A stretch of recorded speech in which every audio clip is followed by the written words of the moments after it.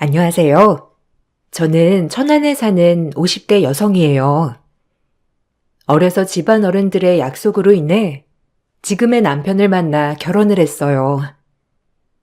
그때 당시엔 어른들의 말이 법인 줄 알고 따랐어요.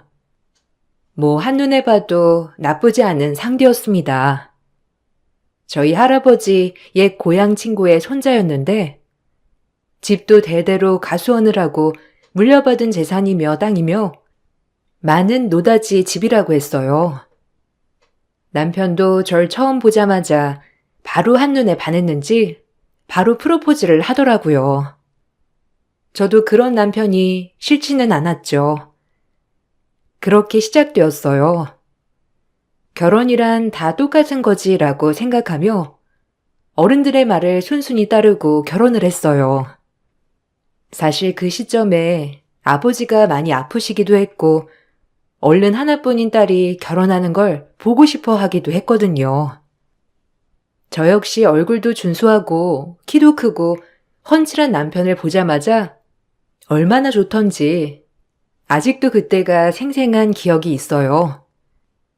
나름 저도 유복하게 자라온 환경이라 살림은 전혀 하지 못하는 상태였죠. 아무것도 몰라서 어떻게 밥은 먹고 살래? 시집은 보낸다마는 엄마는 진짜 이것저것 다 걱정이다. 시어른도 계실 텐데. 다 가서 배우면 되지. 엄마도 시집 오기 전에 아무것도 몰랐다며. 근데 지금은 잘하잖아. 나도 그렇게 될 거야. 걱정 마. 그래, 그럼 다행이지. 아무쪼록 시어른들 말 잘 듣고 집안에 큰 소란 안 나게 네가 처신을 잘해야 한다. 알겠지? 당연하지. 나만 믿어. 그나저나 엄마는 나 없으면 무슨 낙으로 사나? 안 그래? 내가 종종 놀러 올 테니까 걱정 붙들어 매. 하나뿐인 딸을 시집 보내는 엄마의 마음이 한편으론 홀가분하면서도 무거우리란 것도 전 잘 알고 있었죠.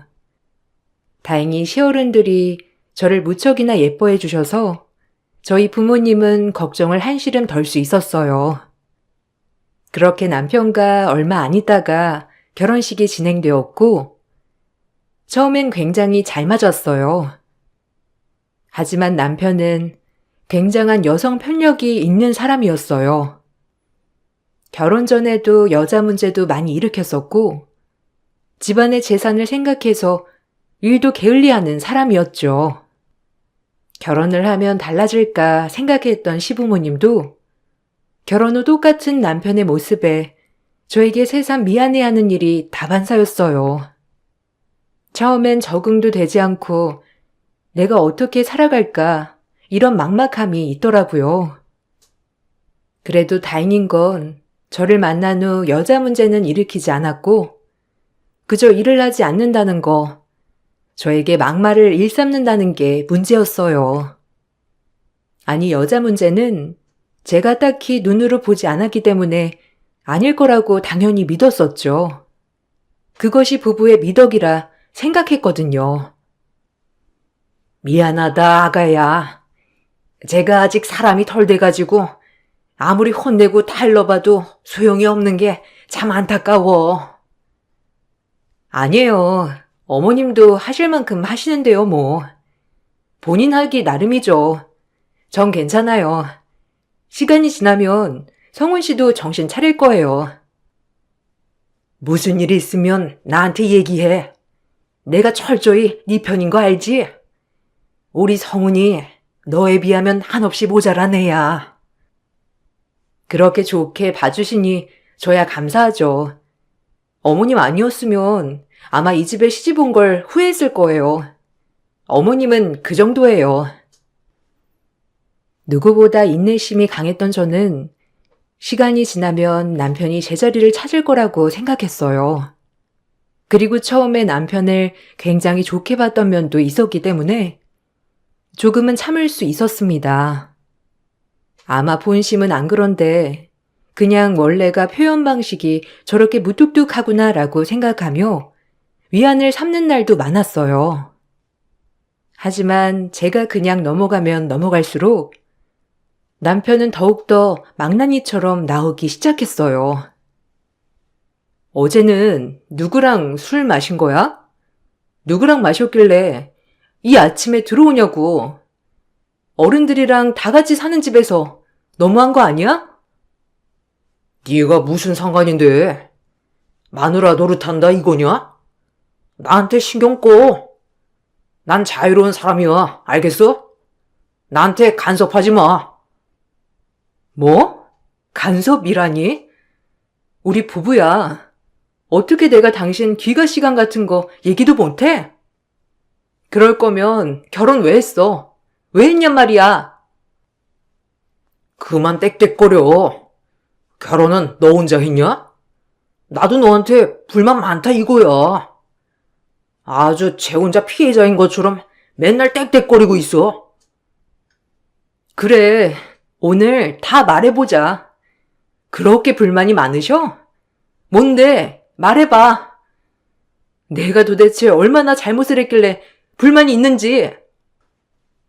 그 순간 남편이 뺨을 내리쳤어요. 남편은 저와 싸울 때 혹시라도 저에게 말빨이 딸리거나 할 말이 없어질 땐 저렇게 손찌검도 하는 일도 허다했어요. 처음 손찌검을 당한 날은 너무 어이가 없고 당황스러워서 집을 나왔죠. 막상 집을 나오니 정말 갈 곳은 마땅치 않더라고요. 부부싸움을 하고 집을 나온 모습을 부모님이 아시면 속상해 하실 거고, 집이 아닌 다른 곳을 가자니 갈 데가 없었고요. 그렇게 집 근처 카페에서 울고 있던 저였죠. 저를 하루 종일 찾고 있던 시어머니의 손에 이끌려 다시 집으로 돌아오게 되었고요. 아이고, 어디 갔었어? 내가 미안하다. 성훈이 대신 사과할게, 어? 곱고 고운 너를 이렇게 아프게 해서 미안해. 어머님이 뭐가 미안해요. 성훈 씨가 잘못한 건데 그이는 제가 집을 나가도 잠만 잘 자고 있죠? 정말 결혼은 괜히 했나 봐요. 아니야. 성훈이도 반성하고 있어. 그러니까 우리 집에 가자꾸나. 네 집이 저기인데 어딜 나와. 나가도 그놈이 나가야지. 시어머니는 절 그렇게 한참 동안 달래시곤 집으로 데리고 들어갔습니다. 본인의 아들임에도 불구하고 늘 아들을 먼저 꾸짖었어요. 그런 남편은 어머님 앞에선 찍소리도 못했었고 늘 저에게 사과를 했죠.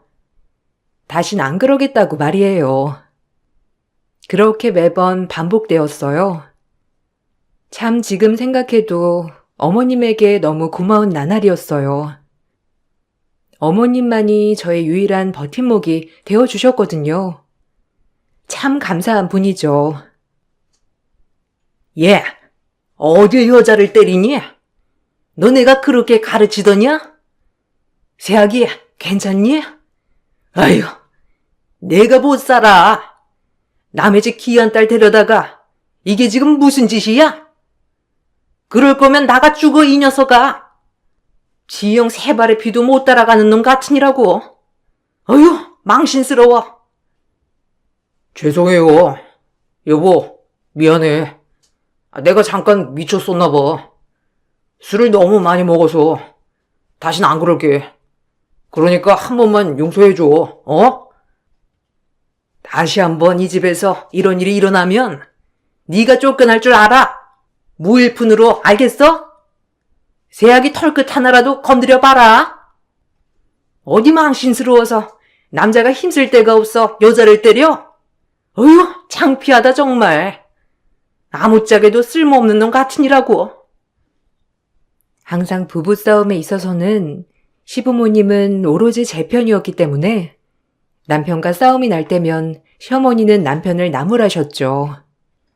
남의 집 귀한 딸 인생 망친다고 말이에요. 그리고 남편에겐 하나뿐인 형이 하나 있었는데 형은 남편과는 정반대로 정말 완벽한 사람이었어요. 다정하기도 하고 부모님에게 효자에 공부도 잘해 의사가 되었거든요. 시부모님의 낙이었죠. 아마 어렸을 때부터 형과 비교되는 남편은 아예 부모님 기대를 저버리자라고 생각한 것 같기도 했어요. 그 정도로 비교가 됐으니까요. 미안해요, 재수씨. 저희 집에 와서 고생만 시키는 것 같네요.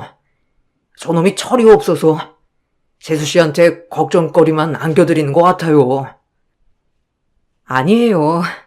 그래도 온 가족이 이렇게 제 편에 서서 말씀해 주셔서 전 더 든든한걸요.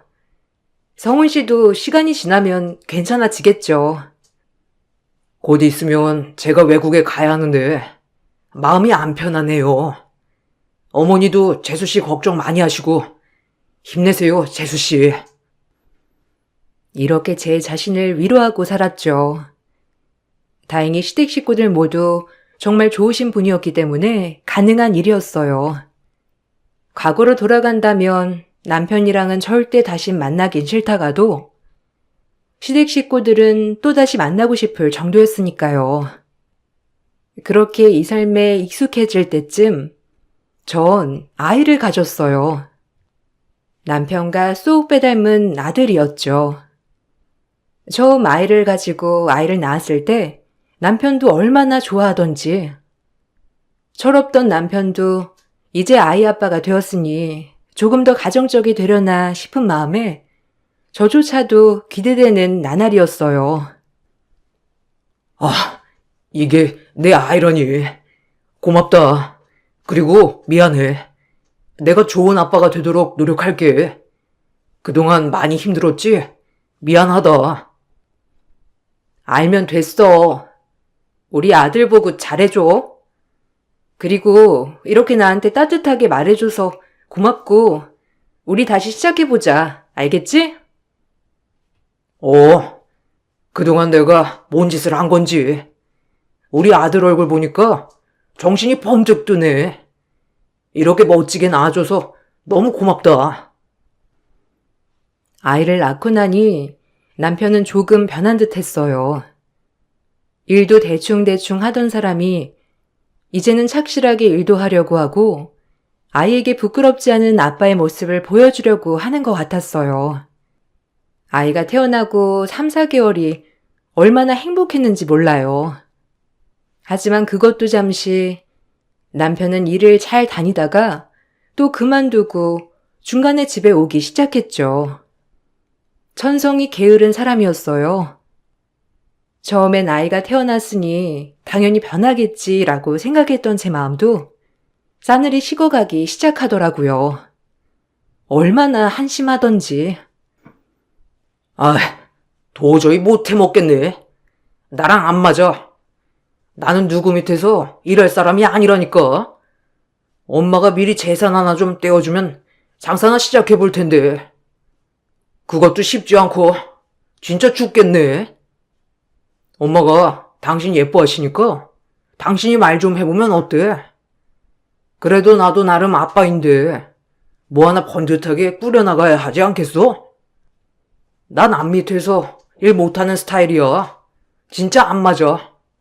어찌나 떽떽거리는지. 일하는 게 다 그렇지. 어떻게 내 입맛에 딱 맞추겠어? 그리고 자기도 그런 걸 이겨내야지, 안 그래? 잘할 수 있잖아. 네가 뭘 알아? 도움 줄 거 아니면 신경 꺼. 어휴, 짜증나. 내가 너라면 남편 위에 엄마 구슬려서 한미천 받아내겠다. 역시나 남편은 이런 식으로 일을 하다 말고 하기를 반복했죠. 그러다 점점 술을 다시 마시기 시작했고 다시 예전의 남편 모습으로 돌아가기 시작했어요. 시어머니는 이 모습을 보시고 안 되겠다 싶으셨는지 어느 정도 여윳돈을 주시더라고요. 아마 계속 두고 보시다가 어머님도 내린 결단이었죠. 어찌나 감사하던지. 그리고 어머님은 저에게 말했습니다. 내가 너한테 해줄 건 없고 애비 정신 차리게 하려면 뭐 가게 하나 하고 싶다고 했지? 애비랑 잘 상의해서 해봐라. 네? 아니에요. 저희가 알아서 할게요.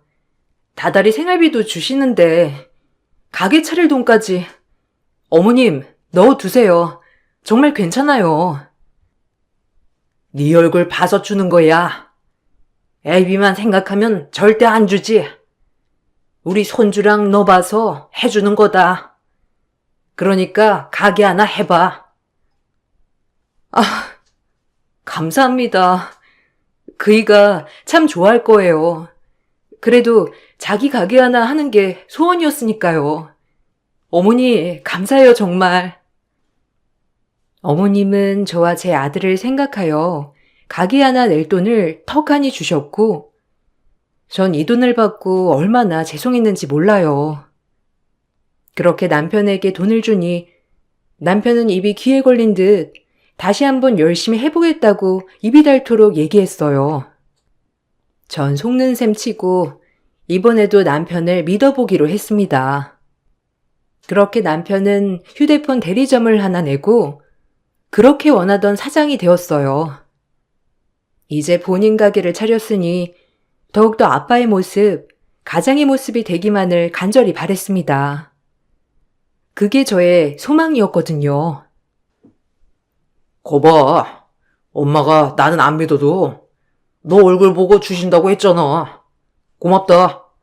네가 나한테 도움되는 날도 있네. 안 그래? 어이구, 열심히나 해. 어머님 실망시키지 말고 그렇게 원하던 자기 가게 만들었으니 정말 이악 물고 해야 해. 알겠지? 당연하지. 내가 남 밑에서 일하는 게 안 맞는 거지. 내가 운영하면 또 얼마나 잘하는데. 걱정 말고 넌 내조나 잘해.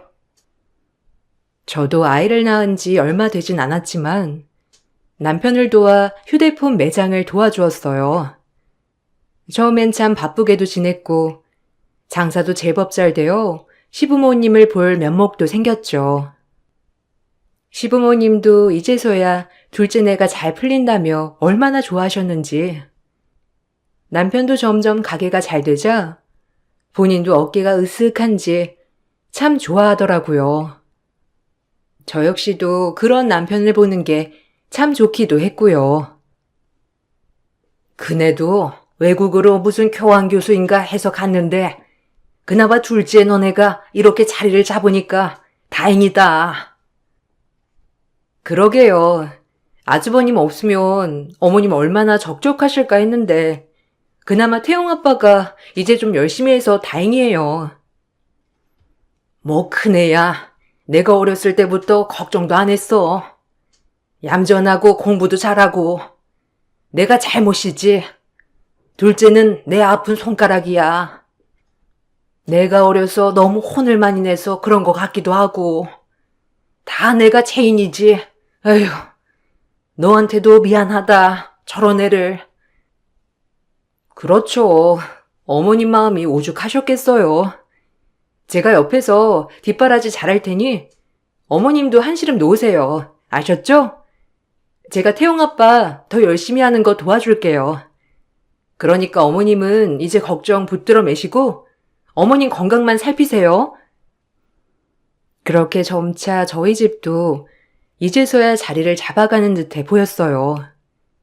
하지만 불행은 예고 없이 다가온다고 하죠. 저희에게도 그런 불행이 서서히 다가오고 있었습니다. 언제나 건강하시던 갑작스러운 시아버지의 죽음, 그리고 그 충격으로 인해 시어머니가 몸져 누우시게 된 거예요. 그러면서 제가 어머님을 돌봐드리기 시작했죠. 제가 어머님을 돌봐드리기 시작하자 남편은 일손이 부족하다며 가게 직원을 구해서 쓰기 시작했어요. 저도 이 부분은 동의하기도 했고요. 모쪼록 어머님이 빨리 쾌차하시고 남편도 지금 하는 일을 더 열심히 해서 잘 되기만을 집에서 바라고 바랬습니다. 어머님을 케어하는 것은 고된 일이었지만 평생 어머님이 주신 사랑이 너무 컸었기에 이 정도쯤은 아무것도 아닌 거라고 생각했어요. 당연히 해야 할 도리라고 말이죠. 힘들겠다. 나 때문에 내가 거동이 이렇게 갑자기 불편하게 되니까 너한테 체면이 안 서. 평생 우리 집에 시집와서 고생이랑 고생은 다 했으면서 이제 나까지 너한테 짐이 되는구나. 정말 미안해. 내가 빨리 죽어야 네 마음이 편할 텐데. 아휴, 그런 말 마세요. 어머님이 그렇게 말씀하시면 저 정말 속상해요. 어머님이 제 옆에서 든든히 있어주시니까 제가 버티는 거죠. 어머님을 위해 전 정말 뭐든지 다 했어요. 워낙 어머님이 주신 사랑이 고귀한 걸 알았기에 이 역시 당연하다고 생각했고요. 어머님은 점차 더 불편하게 되어 제가 분유 수발까지 들게 되는 날도 허다했죠. 하지만 다 견딜 수 있었어요. 그러던 어느 날 남편이 요즘 좀 수상하더라고요. 핸드폰에 있는 통화 목록을 지우기도 하고 주말마다 외박을 일삼기도 했고요. 전 혹시나 하는 마음에 남편을 떠보았지만 그때마다 일하느라 힘들다고 하는 남편에게 스트레스가 되는 것 같아 참았어요. 하지만 아들로 인해 남편의 수상한 행각은 들통이 나버렸어요. 얼마나 어이가 없던지. 그 바람에 아들을 이용했다는 것도 화가 났죠. 아니, 나 핸드폰 누나랑 아빠랑 레스토랑 가서 돈가스 먹었다. 아, 맞다. 아빠가 이거 말하지 말라고 했는데. 무슨 소리야? 핸드폰 누나라니? 아빠 회사 직원 누나 말하는 거야? 셋이 돈가스 먹으러 갔었어? 근데 왜 말하지 말래? 아, 아빠가 그냥 이런 거 엄마한테 얘기하는 거 아니래. 그리고 그 누나가 아빠한테 막 자기라고 했다? 근데 아빠가 그러지 말라고 막 그러면서 그랬어.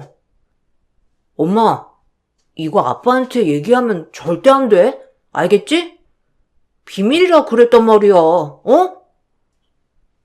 아들의 한마디에 청천벽력같이 무너지는 것 같았어요. 자기들 바람에 아들까지 대동하다니. 그리고 아들의 입막음을 시도하려고 했다는 것 자체도 너무 화가 났어요. 결혼 후 술을 먹고 일을 안 나가거나 이렇게 속을 썩인 적은 있어도 바람으로 속을 썩인 적은 없기 때문에 저 또한 충격적이었죠. 그 말을 듣고 시어머니를 간병하는데 눈물이 펑펑 쏟아지는 거 아니겠어요? 아니, 왜 울어? 무슨 일 있냐? 혹시 성은이가 뭐 잘못한 거야 또? 아유, 이놈의 새끼. 내가 그렇게 누누이 말했는데. 어머님, 저 진짜 어쩌면 좋아요? 성훈 씨, 이제 바람도 피워요. 대리점 직원이라는데 어쩌면 좋아요? 저 어떡할까요? 아유, 진짜 못 살아. 아주 가지가지 하는구나. 울지 마라. 내가 미안해. 내가 이놈 가만 안 둘 거야. 그러니까 울지 마. 어머님은 저에게 미안해하시며 달래주셨죠. 하지만 전 그럼에도 마음이 아파 잠도 이루지 못했어요. 남편이 실망시키는 게 이번 한두 번이 아니었지만 이번엔 정말 뭔가 끝일 것 같은 예감이 들었거든요. 전 이대로 가만히 있을 수 없었어요. 이것들을 지켜만 보고 있을 순 없었거든요. 전 어머님께 양해를 구하고 그날 남편네 대리점을 찾아갔어요. 남편은 저를 보곤 놀라더라고요. 아니, 당신이 웬일이야? 엄마는 바쁜 시간 아니야? 말도 없이. 이렇게 일하는데 불쑥불쑥 찾아오면 어떡해? 어머, 사모님 나오셨어요? 차 한 잔 드릴까요? 모가차랑 커피 있는데 둘 중에 어떤 걸로 드릴까요? 네? 너나 처먹어. 당신 나한테 할 말 없어? 아주 둘이 하루 종일 붙어 있는구나. 이렇게 눈 가리고 앙하니까 좋았니? 아들한테 입막음까지 하면서 바람을 피우고 싶었어? 내가 얼마나 손발이 후들후들 떨렸는 줄 알아? 네가 어떻게 나한테 이래? 제가 미친 듯이 남편에게 따져대자 남편은 당황한 듯 했지만 오히려 저에게 뻔뻔하게 나오더라고요. 상간녀 또한 마찬가지고요. 지금 그거 말하려고 엄마도 내팽개치고 온 거야? 아니, 집구석에서 가만히나 있지. 여기가 어디라고 와서 나대? 뭐? 나대? 네가 지금 내 앞에서 그게 할 말이야? 아, 자그마치 13년이야. 너랑 결혼하고 언제 한번 나 행복하게 해준 적 있니? 어머, 사모님, 은근 로맨스 바라는구나. 부부는 그냥 부부죠. 뭘 그런 걸 바래요? 어차피 사모님도 그 어머님이 주신 돈으로 편하게 사시는 거 아니에요? 이혼당하면 뭐하고 살려고 그래요? 그러니까 그냥 집에서 처박혀 있으세요. 상간녀의 말이 떨어지기가 무섭게 전 상간녀의 머리채를 휘어잡고 흔들어 댔죠. 남편도 말리고 상간녀도 얼마나 악을 써댔는지 아주 어이가 없었어요. 그렇게 저희는 한참을 매달리고 싸우다 제가 제풀에 지쳐 나가 떨어졌어요. 남편은 다신 가게에 찾아오지 말라고 으름장을 내보았고 집에 가서 얘기하자며 저를 가게에서 내쫓았어요. 상간녀 앞에서 얼마나 체면이 안 서던지. 집에서 얘기해. 손님 떨어진다. 여기가 어디라고 가장 체면 안 서게? 얼른 가. 택시 타고 가. 나중에 얘기하자. 나중은 무슨 나중이야? 당신 진짜 끝까지 이럴래? 우리 태영이 생각은 안 하는구나. 빨리 정리해. 안 그러면 알아서 해. 남편은 절 쫓아내듯 내쫓았고 전 울면서 택시를 타고 집으로 돌아왔어요. 집에 와서 얼마나 울었는지 눈이 퉁퉁 부었더라고요. 어머님은 제 눈치만 살피시느라 이러지도 못하고 저러지도 못하셨죠. 이런 모습을 보여드리니 어머님에게 죄송하더라고요. 가뜩이나 쇠약해지신 어머니한테 또 못 볼 꼴만 보여드린 것 같아 얼마나 죄송하든지. 하지만 그날은 저도 어찌할 도리가 없었죠. 죄송해요, 어머님. 어머님도 마음 아프실 텐데. 근데 저 이제 그 사람이랑 살 자신이 없어요. 어머니, 저 이혼할까 봐요. 이혼이라니. 네가 왜 이혼을 하냐? 그년놈을 작살내야지. 네가 왜? 아이고, 진짜 미안하다. 내가 이 썩을 놈의 자식을 그냥? 어떻게 해야 할까요? 진짜 모르겠어요. 애를 생각하면 애한테 이런 모습 보이고 싶지 않은데 이렇게 사는 게 맞는 건가 싶고. 내가 설득해볼게. 내 말은 잘 들을 거야. 너한테는 내가 죄인이다. 어쩌다가. 그래도 고마워. 이렇게 내 옆에 있어줘서. 어머니도 이렇게 단호하게 말씀하셨지만 절대 들을 위인은 아니었고요. 그렇게 이러지도 저러지도 못하고 있을 때 시어머니는 충격인진 몰라도 건강이 더욱더 악화되기 시작했어요. 남편은 너무나도 미웠지만 저에게 최선을 늘 다하신 분이었기에 시어머니만은 제 손으로 끝까지 모시고 싶다는 바람도 있었죠. 그렇게 시어머니의 병수발을 끝까지 들게 되었습니다.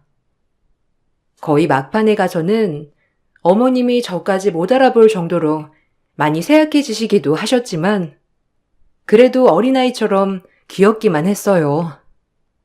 남편도 어머님이 많이 안 좋아지자 조금은 잠잠했죠. 집에도 일찍 들어오고 이제 좀 반성하는가 싶었거든요.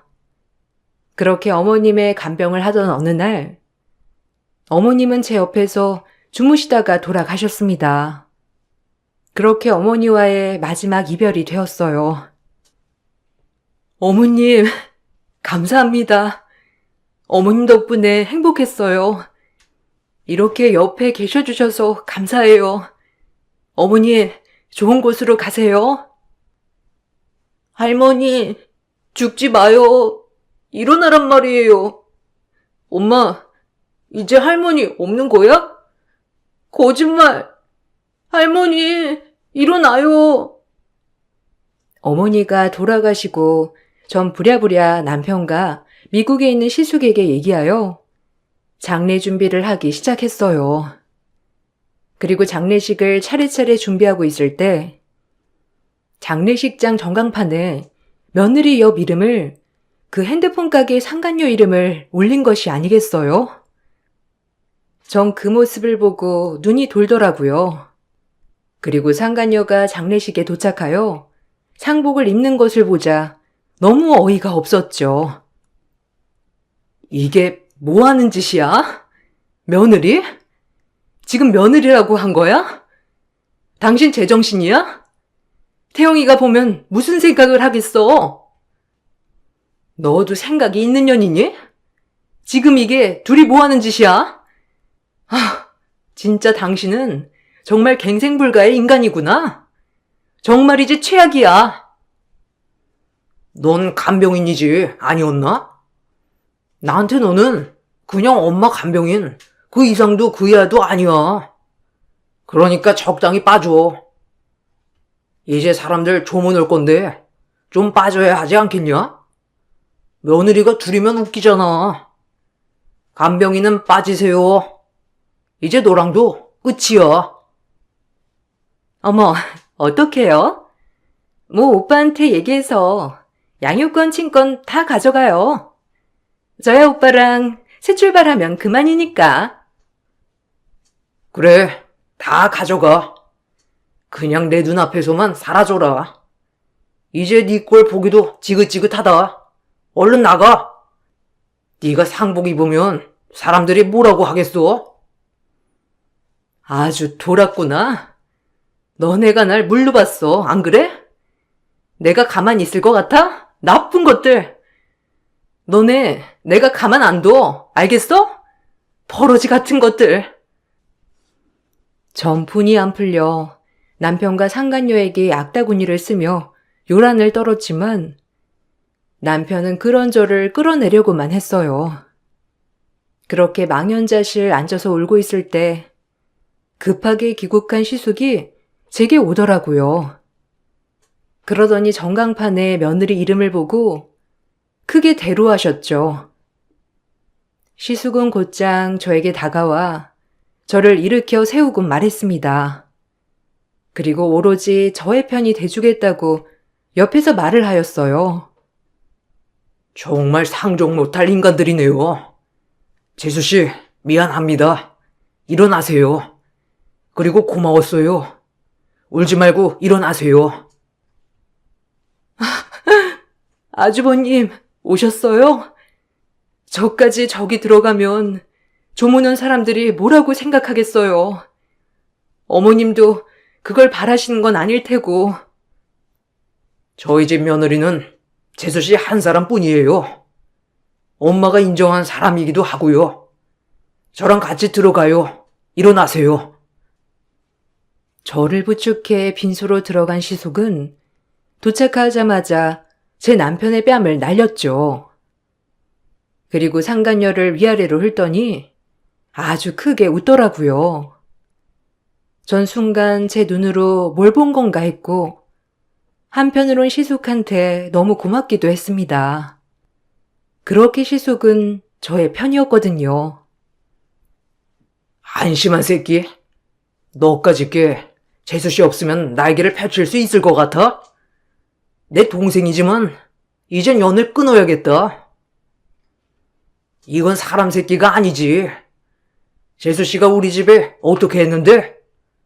엄마가 마지막 남긴 유서야. 변호사가 나한테 보낸 거야. 마지막까지 널 얼마나 못 믿었으면 미국에 있는 나한테 이런 걸 보냈겠어? 한심한 놈. 이제 끝이야, 니까 것들은. 알겠어? 인간 같지도 않은 것들. 이 말을 끝으로 시숙은 어머님이 남긴 유서를 펼쳐보았죠.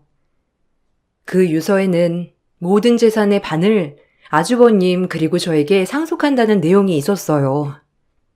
아들에게는 1원 한 장 남기지 않았죠. 아, 가게 빼고는요. 순간 남편은 아닐 거라고 하며 소리를 질러댔어요. 소리를 지르는 남편을 뒤로 한 채 상간녀 또한 입이 떡 벌어져서 남편에게 어떻게 된 일이냐며 따져묻기 시작하더라고요. 저 역시도 어안이 벙벙했어요. 아무리 어머님이 절 살아생전에 그렇게 예뻐하셨어도 모든 재산의 반을 저에게 준다는 게 믿기지가 않았거든요.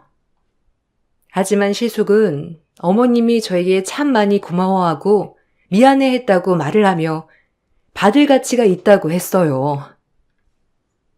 아, 거짓말 마, 형. 엄마가 나한테 1원 한 장 안 남길 리가 없잖아. 얘는 남남인데 빗줄인 나한테 이런다고? 말이 돼? 아니, 오빠, 어떻게 된 거야? 그럼 오빠 알거지 되는 거야? 뭐야? 말 좀 해봐. 내가 오빠랑 그럼 왜 만나? 그동안 재산 보고 만난 건데?